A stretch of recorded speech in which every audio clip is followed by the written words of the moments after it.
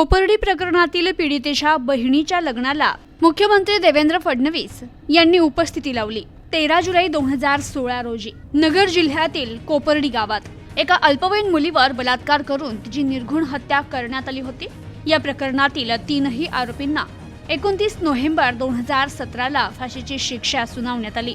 या घटनेतील आरोपींना फाशीची शिक्षा व्हावी या मागणीसाठी संपूर्ण महाराष्ट्रात अनेक मोर्चे निघाले, आंदोलनं झाली। त्यानंतर या आरोपींना अखेर न्यायालयाने फाशीची शिक्षा सुनावली।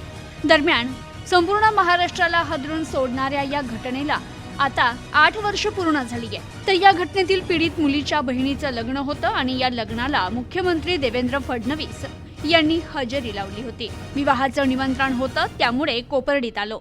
वधूवराला शुभेच्छा दिल्या। आज 2 कुटुंब एकत्र येत आहेत। सर्वजण वधूवराला आशीर्वाद देण्यासाठी या विवाह सोहळ्याला आले आहे। मी वधूवराला शुभेच्छा देतो, असं फडणवीस यांनी यावेळी म्हटलंय।